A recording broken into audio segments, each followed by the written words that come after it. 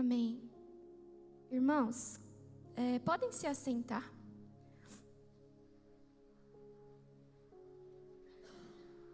Bom, acredito que todos saibam que o Senhor tem me chamado para trabalhar principalmente com as crianças e com os adolescentes. E a Flávia é minha amiga, e ela tem sido uma grande intercessora na minha vida, então a gente ora muito junto. E nós temos ouvido tantas coisas, irmãos. Nós temos vivido tempos tão difíceis. Satanás, ele tem uma agenda tão apurada contra a vida das crianças e dos adolescentes.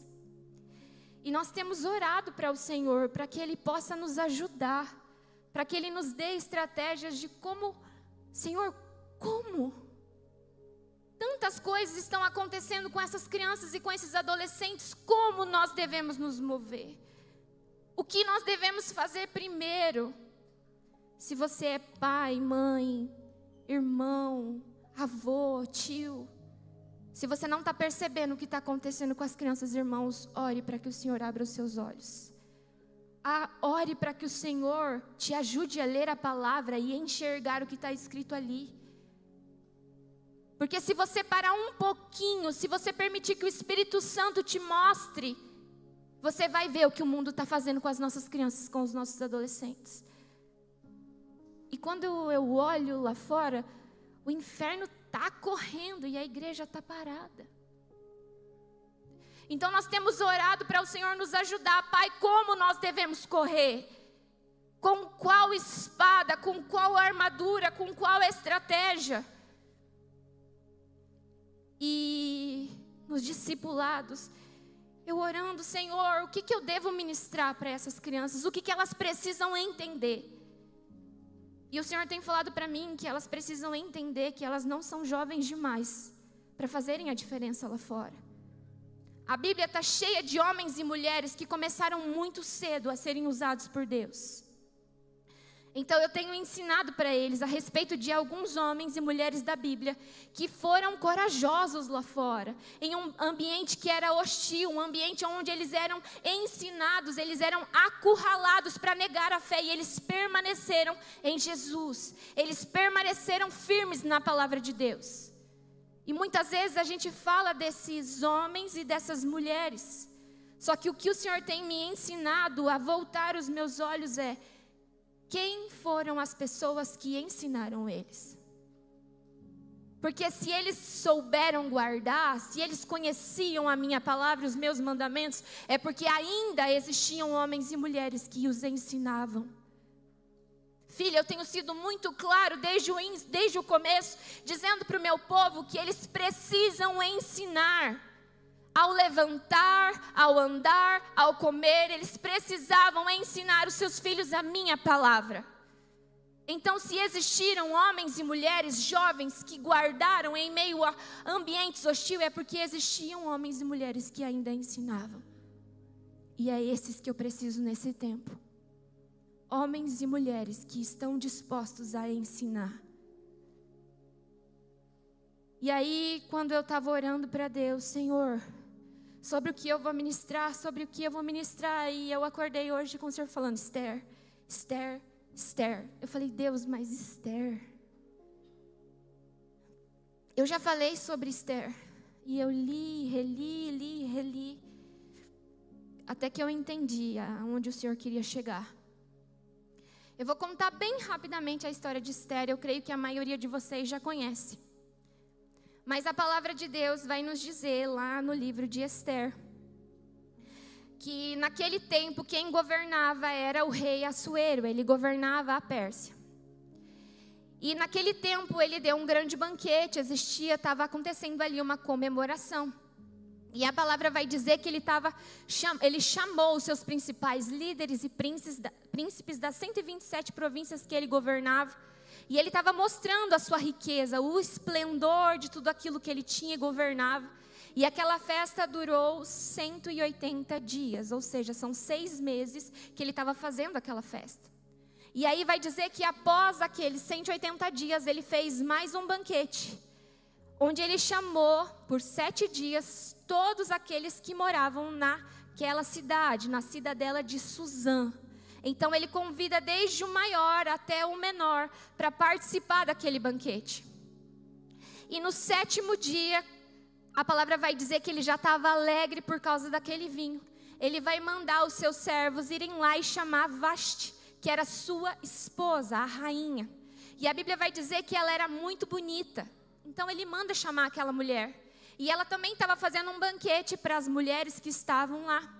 E ela se recusa a ir. Então Vasti vai dizer: eu não vou.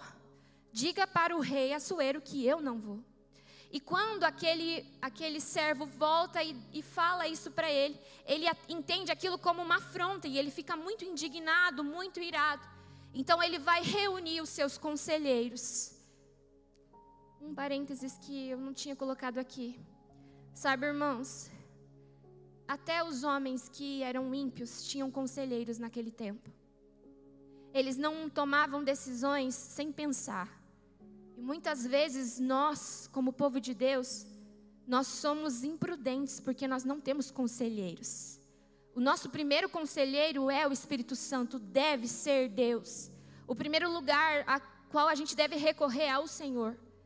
Mas é muito importante que como corpo nós sejamos unidos. E que nós possamos buscar para nós, homens e mulheres de Deus, firmados na palavra, enraizados em Jesus, que podem nos aconselhar. Nós precisamos ter domínio próprio e aprender a consultar as pessoas que são mais sábias do que nós. Buscar conselho, conselho é bíblico, conselho é de Deus. A gente vê tantas pessoas fazendo o caminho de volta porque não aprendeu a pedir conselho, porque é bom demais, orgulhoso demais. Procure pessoas para quem você pode pedir conselho. Deus tem usado pessoas como profetas na minha vida, com palavras simples, porque eu tenho aprendido a buscar conselho.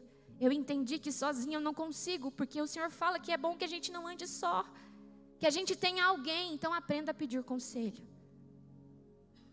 Assuero pediu conselho. E se a gente for parar para pensar o que aqueles homens falaram, de fato faz muito sentido. Assuero, olha, um homem específico que a palavra vai dar o nome dele é Memucã, se eu não me engano. Memucã, ele vai falar: Assuero, rei, olha, o que ela fez, ela não pecou só contra você. O que ela fez vai gerar uma rebelião no nosso reino. Porque se todas as mulheres olharem para ela, aquilo que ela fez, desonrar, desrespeitar o marido dela, isso vai gerar uma grande confusão no reino. Porque as mulheres vão se tornar insubmissas. As mulheres não vão respeitar mais os seus maridos. Então, Assuero, você precisa assinar um decreto irrevogável de que ela não poderá mais ser rainha. E que você precisa levantar para si uma mulher que é melhor que ela. Uma mulher que é mais sábia. Sabe, irmãos, nós precisamos aprender. A gente não sabe ao certo qual foi o motivo pela qual ela não quis ir. Mas muitas vezes nós também agimos como ela. Nós precisamos buscar, enquanto mulheres, sermos sábias, prudentes. Nós não podemos desonrar o nosso marido. Ainda que ele esteja errado, nós precisamos honrar, porque é bíblico. Honrar é protocolo do céu. Precisamos honrar. E ela foi então tirada como rainha. E a palavra vai dizer que vão se passar 4 anos, cerca de 4 anos. A ira daquele rei já tinha passado. Existiu uma batalha, uma guerra naquele tempo. E aí quando as coisas se acalmaram, os homens que serviam a ele falaram: olha, rei, chegou o tempo de nós trazermos para você mulheres virgens, de boa aparência e formosas, para que você escolha para si uma nova rainha. Então saiu um decreto e ele mandou trazer todas as moças que se enquadravam nesse perfil. Elas eram trazidas perante o rei para que ele pudesse escolher entre elas uma rainha. E aí a palavra vai nos dizer que nesse período morava ali em Suzã um homem chamado Mordecai ou Mardoqueu. E esse homem, ele fazia parte daqueles que tinham sido trazidos cativos ainda no governo de Nabucodonosor. E esse homem, ele tinha perdido seus familiares. Entre um dos tios dele, ele perde esse tio, e esse tio tinha uma filha chamada Radassa. E quando essa menina fica órfã, ele adota a Radassa. E a palavra vai nos dizer que ele cria ela como uma filha. E a palavra vai dizer que Radassa, ela se enquadra nesse perfil de mulher que os homens buscavam para o rei. Então ela é levada junto com essas mulheres para ser apresentada para o rei.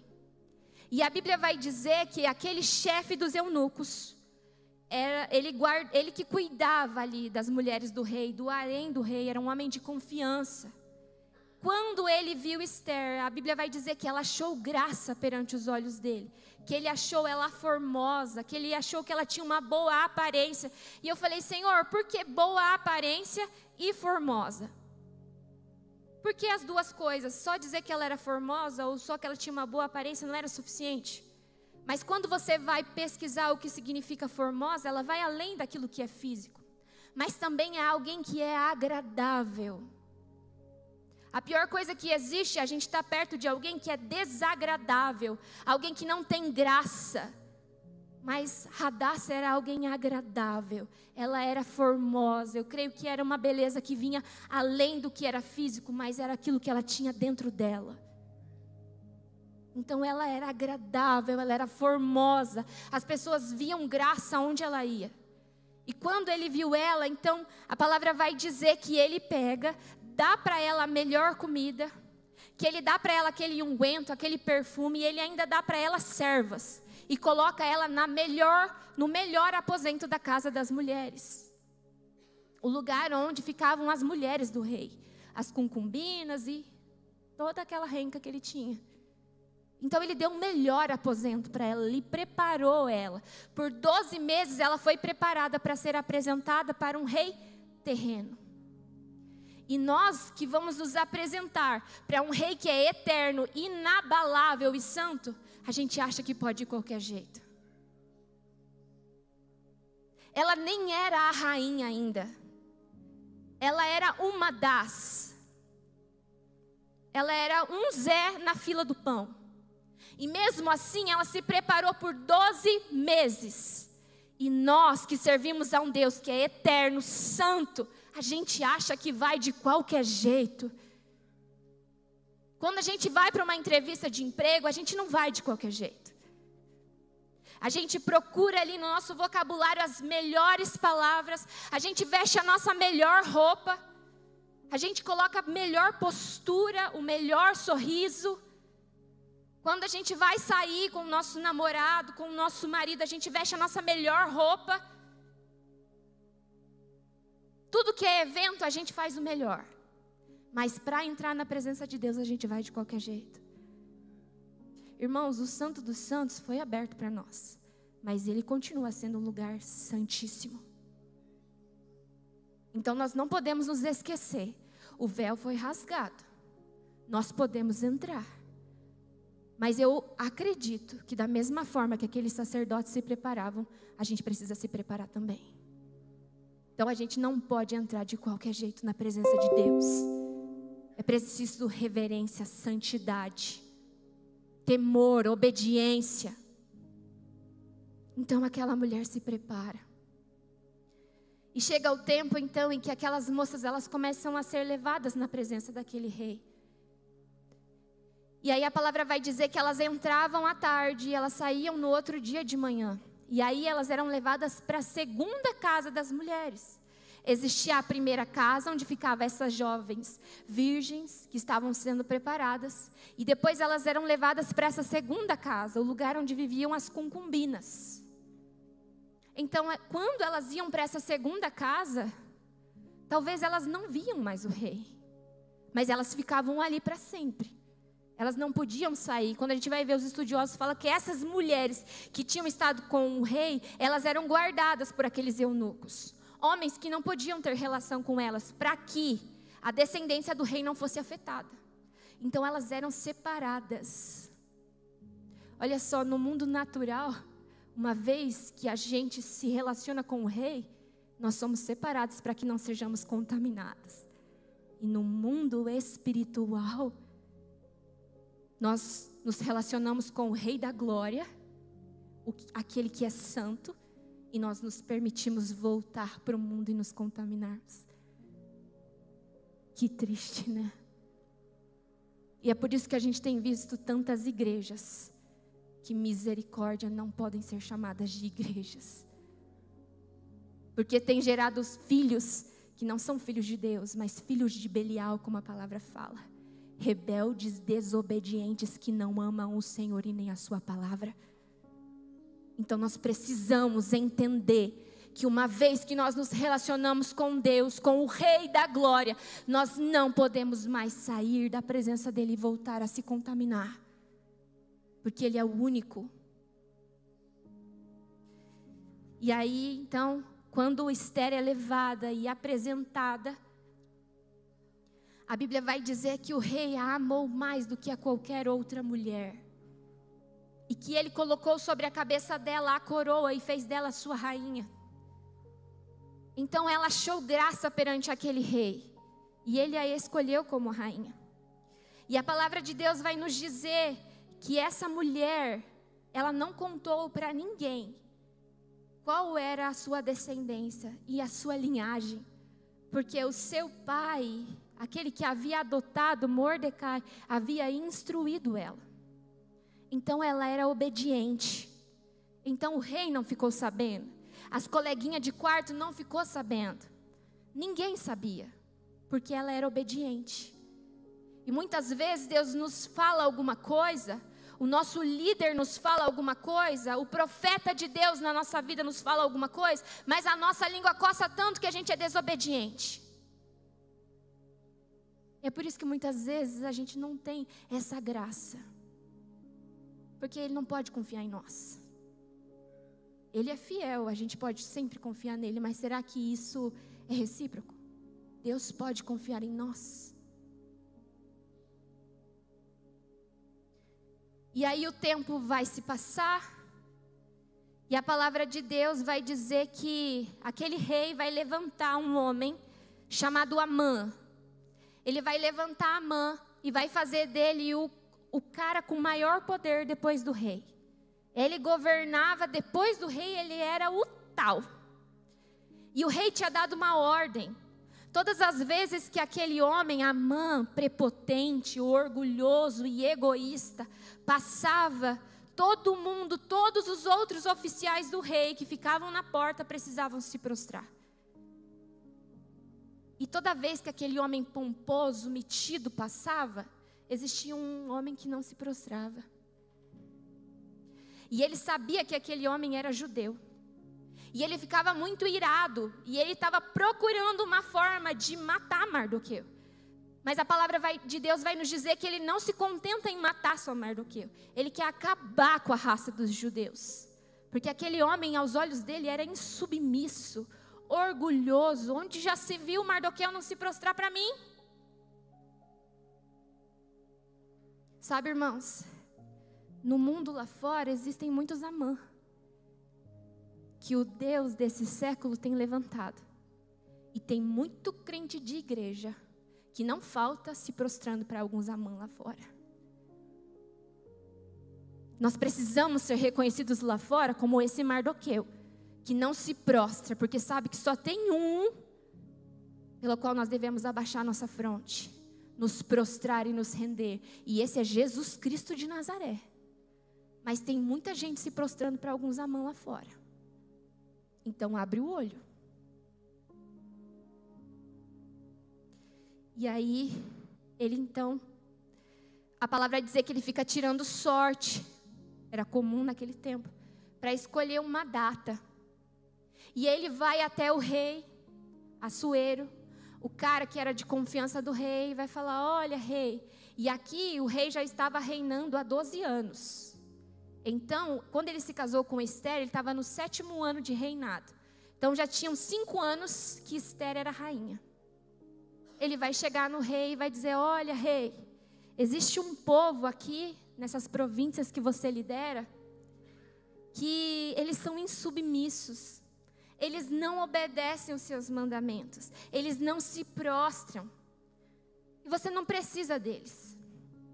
Eu garanto que se a gente matar esses homens, essas mulheres, essas crianças, eu vou ajudar a aumentar o tesouro que tem lá na casa do tesouro do rei.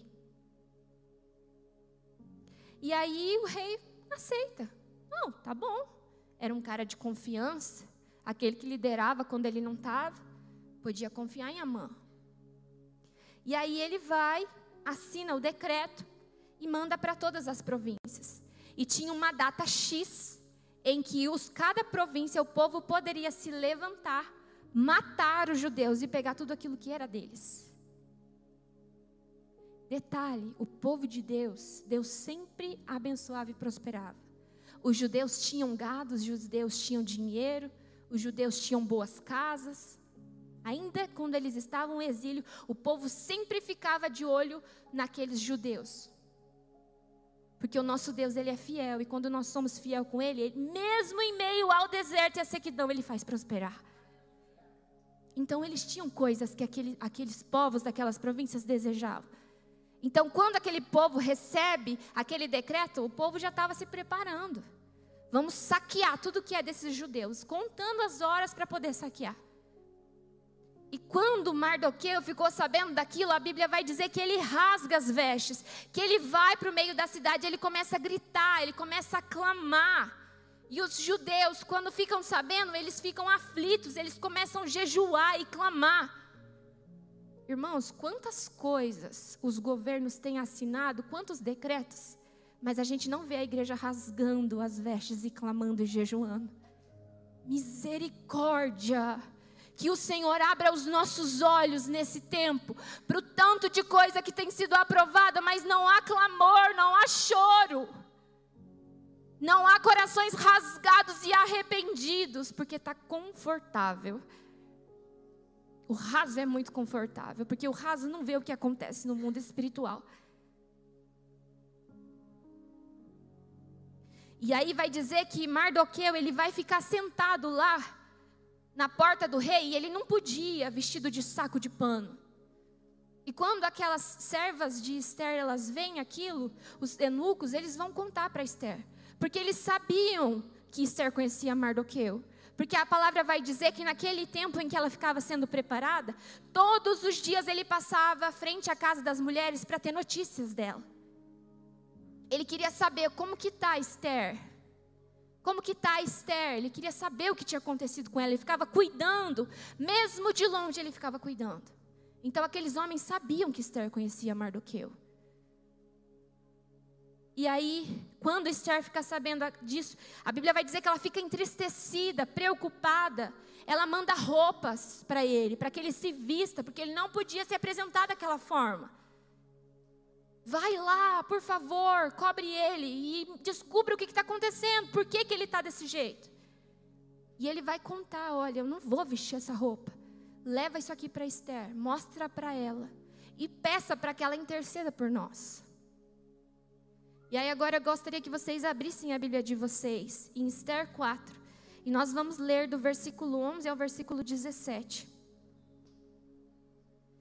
Ester 4, do 11 ao 17. Então quando Ester recebe a cópia daquele decreto, e ela vai ler, e ela escuta que o tio dela está fazendo aquele pedido para que ela clame, que ela interceda, ela vai responder.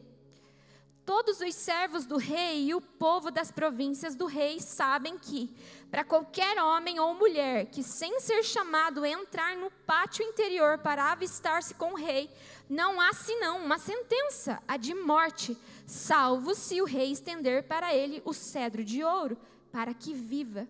E eu, nesses 30 dias, não fui chamada para entrar ao rei. Fizeram saber a Mordecai as palavras de Ester. Então lhes disse Mordecai que respondessem a Ester: não imagines que por estares na casa do rei, só tu escaparás dentre todos os judeus. Porque se de todo te calares agora, de outra parte se levantará para os judeus socorro e livramento. Mas tu e a tua casa de teu pai perecereis. E quem sabe se para conjuntura como esta é que foste elevadas a rainha. Então disse Ester que respondessem a Mordecai: vai, ajunta a todos os judeus que se acharem em Susã, e jejuai por mim, e não comais e nem bebais por 3 dias, nem de noite e nem de dia. E eu e as minhas servas também jejuaremos. Depois iremos ter com o rei, ainda que é contra a lei. Se perecer, pereci. Então se foi Mordecai e fez tudo segundo Ester lhe havia ordenado.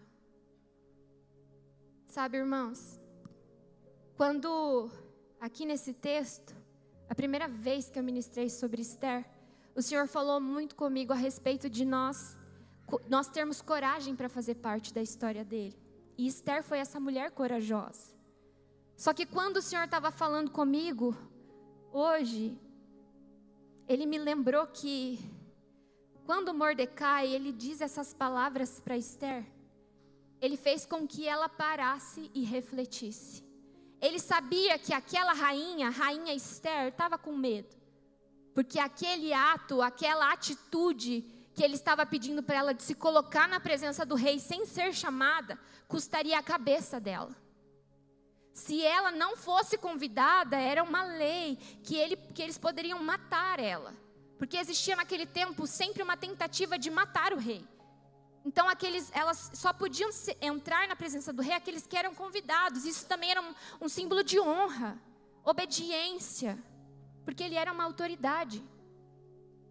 Então o que ele estava pedindo para ela de ir e interceder poderia custar a cabeça de Ester. Mas quando ele diz assim: Ester, pode ser que seja para um tempo como este que o Senhor te colocou aonde você está.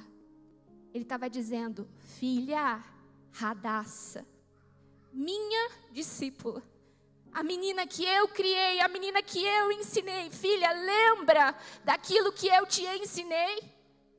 Lembra quando você morava na minha casa e eu te contava os feitos daquele Deus? O Deus que fez uma aliança com Abraão? O Deus que levantou Moisés para tirar o povo da escravidão? O Deus que abriu o mar? O Deus que derrubou as muralhas de Jericó? O Deus que deu a terra de Canaã para o povo dele? É sobre esse Deus. Talvez, Ester, chegou o seu momento de ser corajosa como esses homens, de ser corajosa como Raabe. Aquela simples frase: talvez seja para um tempo como este que o Senhor te levantou. Ele estava fazendo ela lembrar. Ele estava lembrando a sua discípula daquilo que ele tinha feito e preparado ela. E quando ela ouve essas palavras e ela reflete dentro do seu coração, lembrando que ela não era a rainha Ester, ela era Radassa, a sobrevivente, aquilo que o Senhor guardou no meio daquele tempo, naquela cidade estrangeira. Ela lembrou quem ela era. E ela vai dizer: então fala para ele, junta o povo e intercede por mim. Eu lembrei quem eu sou. Fala para eles juntarem, para que eles jejuem, não comam e nem bebam. E aí eu vou entrar na presença do rei. Se tiver que morrer, eu vou morrer. Sabe, irmãos, o Senhor estava ministrando sobre Mordecai. Nós temos vivido um tempo, esse tempo, onde tem se levantado muitos falsos reis. O dinheiro, a fama, o orgulho, os púlpitos. Tem se levantado muitos reis. E a gente precisa de discipuladores que vão nos forjar, para que quando a gente for levado para esses lugares hostis, onde é difícil exercer a nossa fé, uma palavra vai nos fazer lembrar de quem nós realmente somos. E aí a gente vai poder cantar aquilo que a gente cantou nessa noite. Todas as canções que nós cantamos nessa noite é para mulheres e homens corajosos como Ester, que foram discipulados. Porque nós falamos que nós confiamos em Deus. Será que nós realmente confiamos nele? Nós cantamos que ainda que a gente ande pelo fogo, nós confiaremos, porque nós sabemos que ele está conosco. De fato, você sabe disso? Será que se a gente sair daqui na segunda-feira e alguém propor para a gente a fornalha, a gente vai estar disposto? A gente tem se prostrado para as coisas sem nem apresentarem a fornalha. Imagine se apresentar a morte. Nós que somos pais, mães, líderes, será que aqueles que nós temos cuidado estão preparados para serem levados para esse castelo igual Esther e eles não vão abandonar a fé? Será que quando o Senhor olha para nós, Ele tem enxergado discipuladores, pais biológicos, pais espirituais como Mordecai, que gastaram tempo forjando no secreto, para que quando fosse elevado para lugares maiores, essas pessoas permaneceriam na fé? Que elas encontram em Jesus o verdadeiro ser delas? Nós precisamos refletir. Porque é chegado esse tempo, irmãos, Jesus está voltando e a batalha que vai ser travada contra a igreja, ela não é brincadeira, ela é séria. Ela é para pessoas que verdadeiramente vão estar revestidas de armaduras espirituais e não de roupa de igreja. Roupa de igreja, a hora que a gente entrar no fogo, vai queimar. Armadura espiritual não.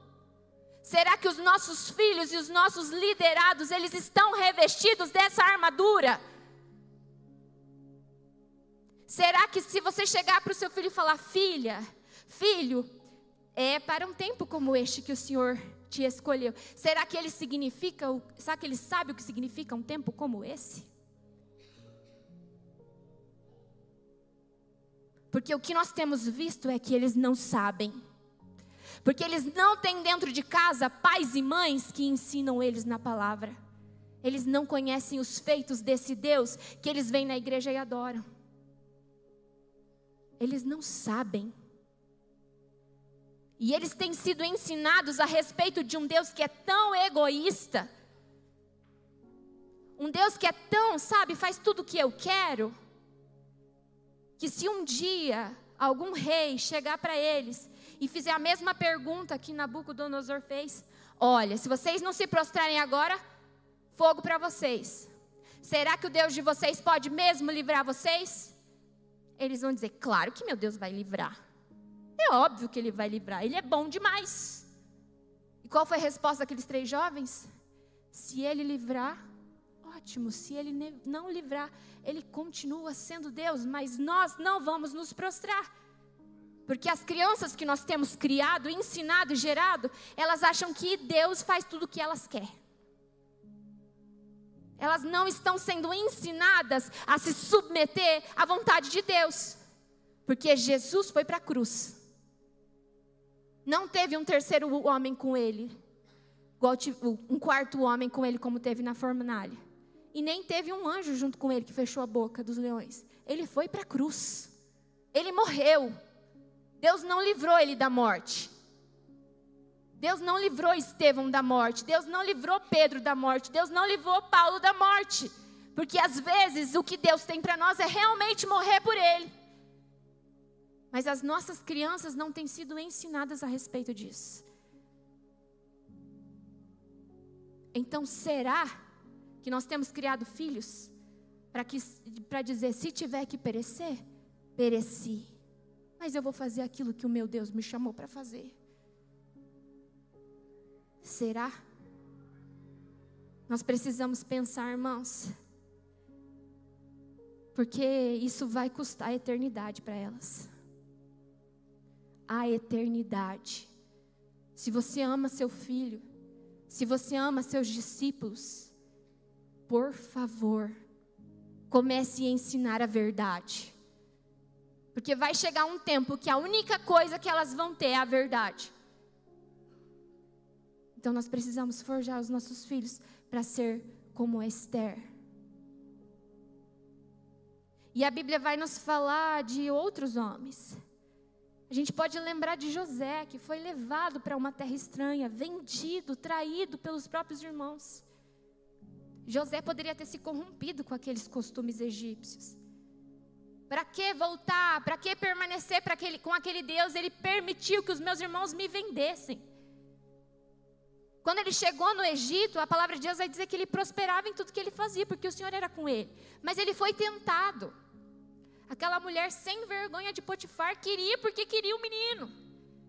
Mas por que ele não caiu? Porque ele amava Potifar? Talvez.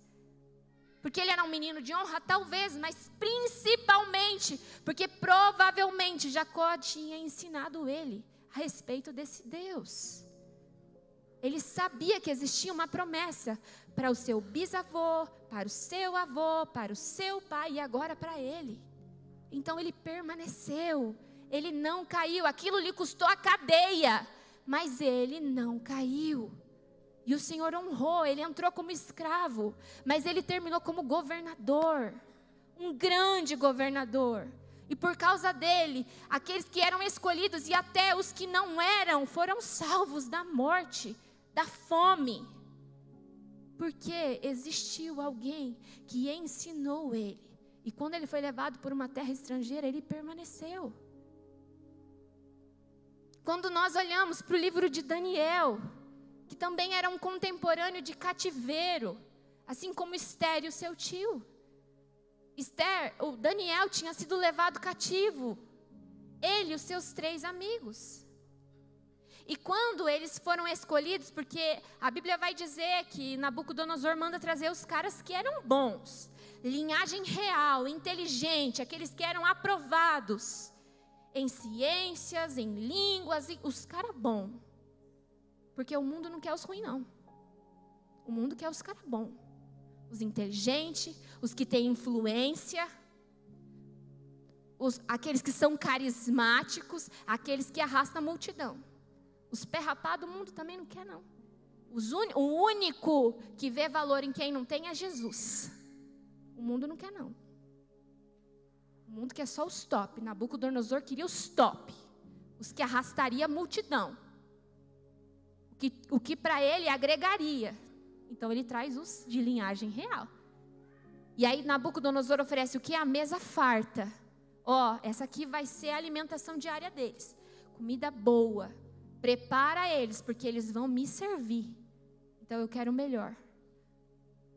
E aí o que Daniel vai dizer? Eu não quero me contaminar com as coisas que estão na mesa do rei. A comida que estava na mesa do rei, irmão, não era suja. Não era impura. Era o melhor.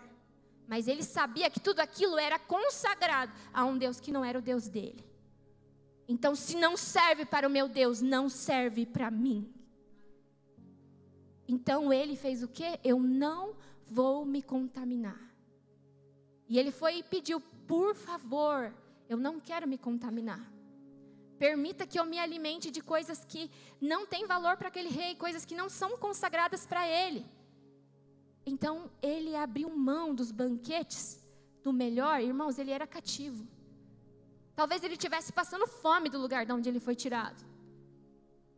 Talvez o que eles apresentaram ali era o que ele mais amava, é o que ele mais queria, mas ele falou, não vão me contaminar. Satanás sabe o que você quer. E ele vai oferecer uma mesa com diversidade daquilo que você quer. E aí a escolha é sua, vou me contaminar ou não. Tem muitos crentes se alimentando e desfrutando de coisas que não são do Senhor.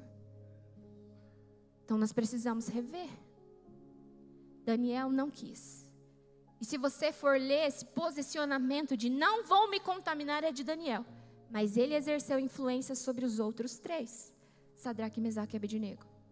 Porque quando ele vai falar com aquele chefe lá, das refeições, que tinha que cuidar dele, ele vai dizer, nós não vamos comer. Quando eu e você, nós nos posicionamos em não nos contaminarmos com o mundo, a gente também se posiciona para influenciar aqueles que caminham conosco. Então, por causa que Daniel se posicionou, aqueles 3 também não se contaminaram. Então nós precisamos exercer influência de Deus, do Espírito Santo, na vida das pessoas que caminham conosco. E a gente vai ver que Daniel foi para a cova, porque ele não quis parar de orar. Ele foi para a cova, disposto a morrer, porque ele não abria a mão de orar. Nós podemos orar, mas a gente não quer. A gente pode orar, mas a gente não quer. A gente pode buscar a presença de Deus, mas a gente não quer. A gente pode ler a palavra de Deus, mas a gente não quer. Daniel queria e sabia que custaria a vida dele, mas ele estava disposto a morrer. Quando Nabucodonosor levanta aquela estátua, ele vai dizer, se prostra. E aqueles 3 homens, a gente não vai se prostrar. A gente não quer se prostrar. Porque a gente sabe o Deus a quem a gente serve e a gente não vai se prostrar. E tem muito crente prostrado lá fora. Netflix, pornografia, bebida, adultério, mentira, roubo, maledicência, fofoca e mais um mundaréu de coisa que a palavra abomina. Qual é a estátua que o Deus desse século está levantando e que você está de joelho adorando? Nabucodonosor levantou uma.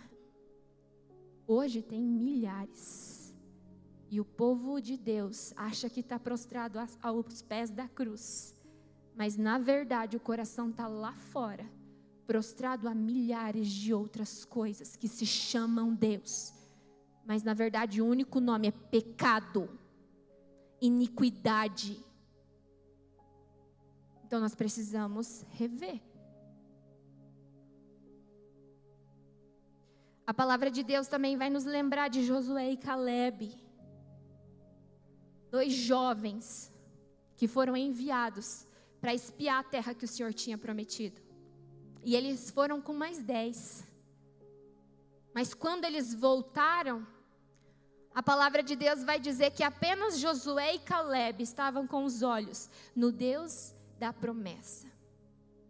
Que os outros 10 olharam para aquela terra e viram, de fato é boa, mana, leite e mel. Mas nós somos tão pequenininhos que aqueles homens que habitam aquela terra, eles são gigantes e nós somos gafanhotos. Misericórdia.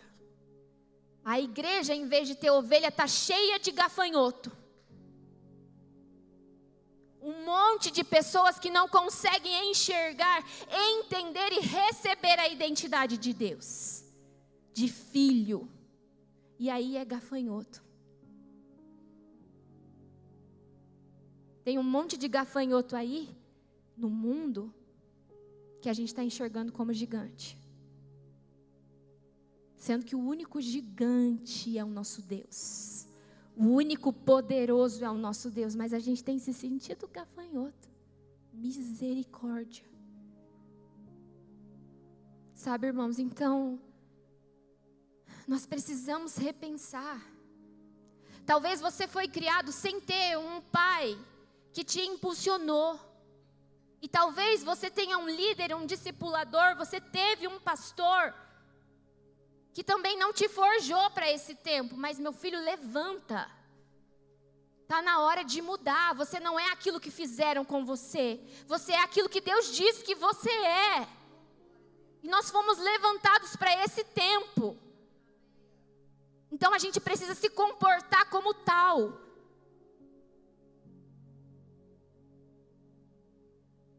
Nós não podemos deixar de falar de Timóteo. Aquele em que Paulo olhou e encontrou uma fé não fingida. Se Paulo conseguiu ver, imagina Deus. Porque tem muito discípulo com uma fé fingida, com uma aparência de fé, com uma aparência de ser cristão, mas não é.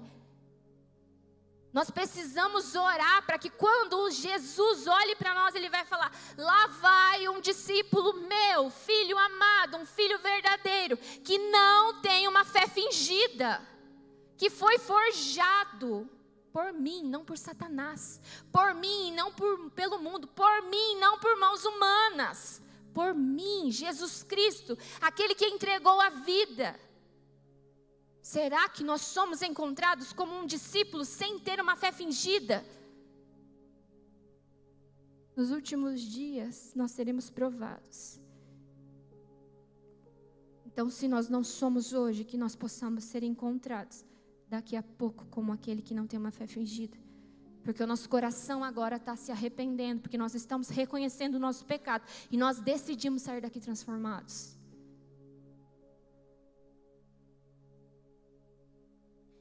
E isso me faz pensar que tipo de filhos nós estamos gerando.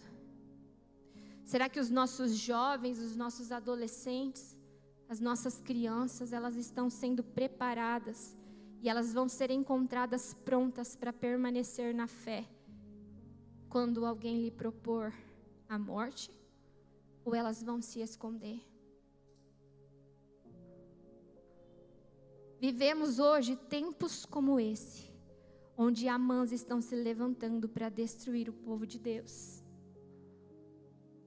Existem governos como os de Nabucodonosor levantando estátuas e bandeiras, e precisamos que os nossos não se prostrem. É chegado o tempo de espiar essa terra e tomá-la. A primeira terra que a gente precisa conquistar é Campo Mourão. Mas será que nós estamos enviando jovens que vão olhar para os gigantes e se enxergar como gafanhotos? Ou será que nós estamos enviando jovens que olham para o Deus que prometeu a terra e que garante a vitória? Porque o Senhor já prometeu Campo Mourão para nós. Na verdade, não só Campo Mourão. Deus prometeu muitas nações. Ele disse que aqui era como um celeiro. Nós tivemos muitas visões sobre a nossa igreja. Mas será que a gente tem levantado jovens que quando vão espiar a terra, confiam? Ou jovens que se veem como gafanhotos? Será que nós temos criado e gerado filhos que não têm uma fé fingida? Que têm uma fé genuína, inabalável? Sabe, o fim está muito próximo. E existe uma urgência de nós prepararmos as futuras gerações para a volta de Cristo. Porque realmente, irmãos, não vai ser fácil. Se você já leu o Apocalipse e permitiu que o Espírito Santo ministre no seu coração, você percebeu a urgência que nós temos de marcar a fronte das pessoas com o selo do Espírito Santo, pregando a verdade, porque a verdade liberta. E uma vez que ele é liberto, o Espírito Santo começa a habitar nele, cuidar dele, se mover através dele. Então nós precisamos correr, existe uma urgência de nós pregarmos a verdade, de nós forjarmos a igreja na verdade, os nossos filhos na verdade. Porque provavelmente quem vai enfrentar os piores dias são eles, mas será que eles estão preparados?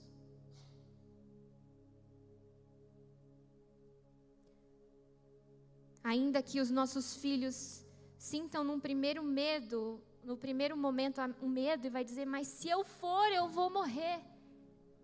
Vai bastar uma palavra daquele que nos traz à memória aquilo que dá esperança, porque eles foram ensinados. Eles foram ensinados, o coração deles é como uma tábua, onde a palavra do Senhor está escrita e guardada. Então vai bastar uma palavra do Espírito Santo e Ele vai trazer aquilo que dá esperança. E eles não vão se acovardar, eles vão dizer, se tiver que morrer, morrerei. Porque maior é aquele que está conosco do que aquele que está no mundo. Mas será que os nossos filhos sabem disso? Decorar esse versículo é legal, irmãos. Mas a gente precisa ensinar eles a viver esse versículo. E Hadassah se lembrou. E através do discipulado de Mardoqueu, o povo de Deus foi salvo e o inimigo Amã foi destruído. Você precisa criar o seu filho para ser forte e corajoso num tempo como esse. Precisamos criar filhos que são movidos pela fé. Nós precisamos nos levantar como uma geração de Moisés, Josué, Mardoqueu. A mãe e a avó de Timóteo, Eunice e Lloyd. Porque Paulo vai dizer que primeiro ele encontrou essa fé não fingida nelas. Olha como é importante a gente ser referencial. Timóteo, você é o que é, porque primeiro a sua avó e a sua mãe foi. Porque elas te ensinaram, Timóteo. Esther, eu te ensinei. Quando você ainda era radaça lá dentro da minha casa, eu te discipulei. Então que daqui a alguns dias, porque o Senhor tem abreviado o tempo, que os nossos filhos possam ser encontrados como esses heróis da fé, porque nós fomos fiéis à palavra de Deus e ensinamos eles a guardar a palavra e a obedecer esse Deus. Amém?